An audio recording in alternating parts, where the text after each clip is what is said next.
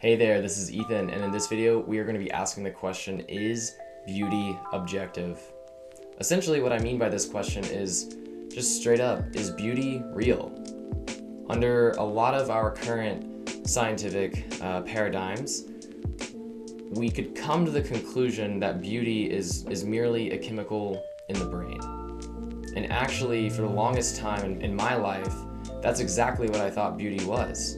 When someone, brought up the topic of beauty or happiness or even things like fulfillment and meaning, I would attribute those as merely being chemicals within the brain. I didn't really think much else of them because I thought that the world was inherently physical. And so therefore, when asking that type of question, immediately my mind would jump to my understanding of neurobiology and neurochemistry at the time, which was that the world is just a physical object, really. Like the universe is just an amalgamation of physical objects, and these physical objects are the things that are creating the beauty that I see. This unfortunately left beauty feeling kind of hollow. It felt like whenever I would look out at a sunset, or I would look at somebody that I love, or I would look at, a really beautiful flower or tree, or, a building like in a cityscape. Like, on one hand, I would think like, man, this is just gorgeous and beautiful and it's awesome. But then I would immediately fall back on the idea that, well, it's not actually beautiful and it's not actually gorgeous. That's just what my mind is telling me, which is just made up of chemicals and atoms and potentially like some quantum physics that I don't really understand. And so this was basically my paradigm for the longest time, until I made an incredibly important and key insight into what objectivity actually was. Because when we ask this question, is beauty really objective, or is beauty objective, we're assuming that objectivity actually exists, that there is some hard objective truth in the world that we could actually come to. And so to understand beauty, to understand the truth, and ultimately the objectivity of beauty, we actually need to investigate what objectivity is itself. So basically, we've got objectivity in one hand, we've got subjectivity in the other. And a lot of scientists, for example, will trust objective observations, objective data, objective measurements. And this is actually how our legal system is supposed to be run as well, is that we present a jury objective data and hard facts, and then they come to a conclusion as best they can. But the irony of objectivity, even though it's very useful in certain circumstances, I mean, that's the reason we have technology, that's the reason that you are able to watch this video, that I'm able to create this video, is through objective facts and objective data, quote unquote. But the irony is that when we are being 100% honest with ourselves, when we are being truly objective with our just observation of what's actually going on, what we'll notice is that subjectivity is the space in which objectivity exists.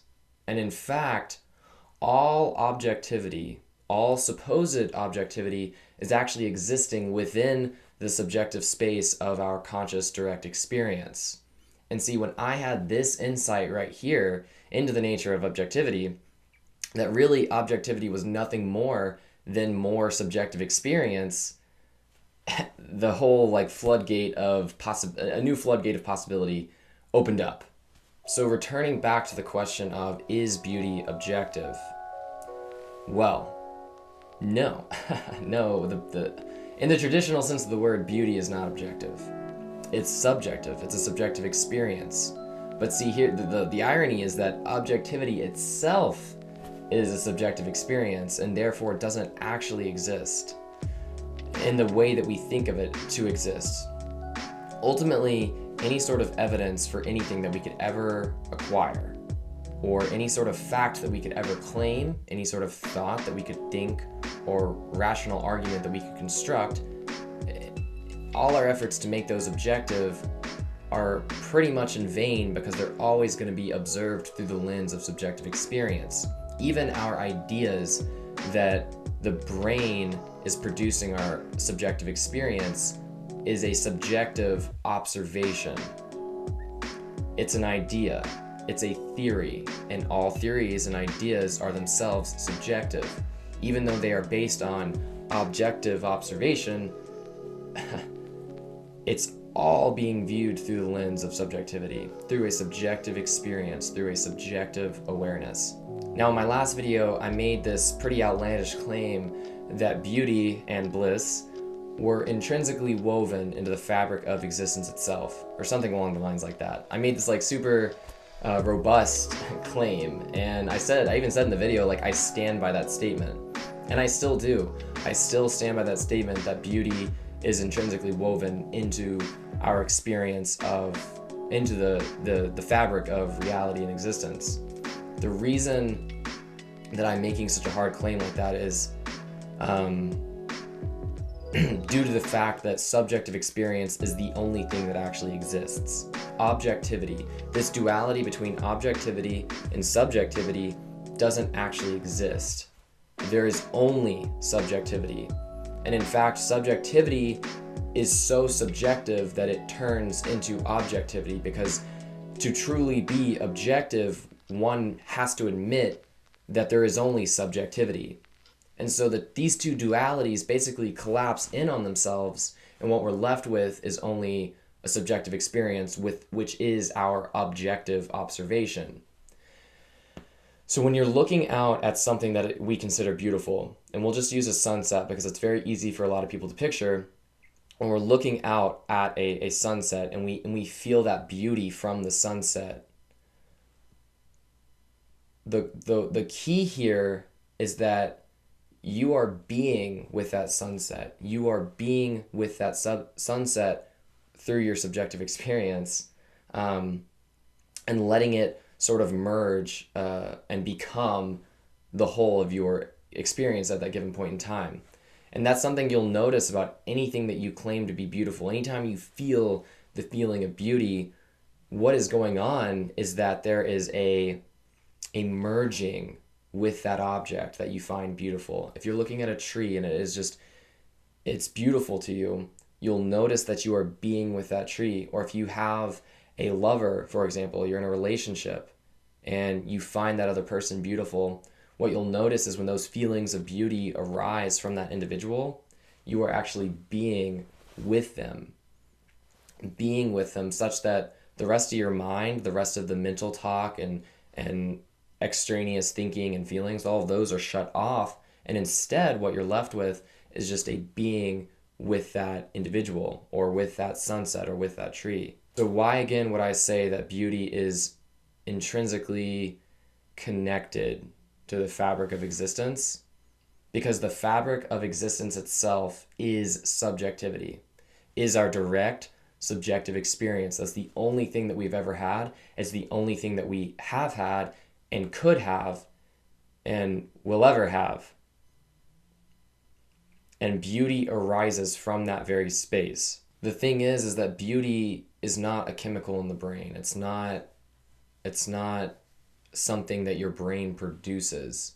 You might have brain states that correlate with experiences of beauty, but this causality, this causal link that we have of the objective world being the brain producing beauty, that is a belief about existence, and it's all viewed through the lens of subjectivity. Because again, we only have subjective experience.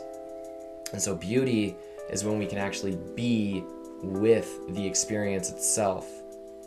And the idea that beauty is actually arising from a brain is a metaphysical assumption that we could take on, just like I used to take on when I was younger. Now, this might sound outlandish, and you still might be a little bit confused as to why I'm saying that beauty is intrinsically connected to the fabric of existence itself. But I would encourage you to instead try to intuit and understand what I might mean by that statement. I am making the claim that when you can be with it, when you can turn your mind off and actually become so focused, so concentrated, so relaxed, and so in touch with whatever it is you are experiencing that the feeling of beauty will arise. And so that's what I mean by it's intrinsically woven into your existence, because your existence is subjective experience, and the subjective experience itself, all subjective experience itself, contains within it a facet of beauty. The other way that you can become conscious of this fact is if you regularly meditate, if you try psychedelics, if you try yoga, probably other spiritual practices as well. But when you can let the fact that subjective experience is the only thing that exists sink in, and when you can actually observe that fact, then you can open yourself up to what beauty actually is. And again, beauty, and you can verify this very easily, beauty is when you are being with whatever it is that is going on. And so in this regard, the whole of your experience contains within it existential beauty. And you can tap into that. As you become more conscious through meditation, you will inevitably discover this facet of existence, which is that all of existence contains within it a type of beauty. I hope you enjoyed the video. If you did enjoy the video, you should hit that like button. If you enjoy this style of content, you should hit that subscribe button. Maybe share on social media if you're feeling frisky. Other than that, that's pretty much it. If you have any feedback or any comments or thoughts, please share them in the comment section below.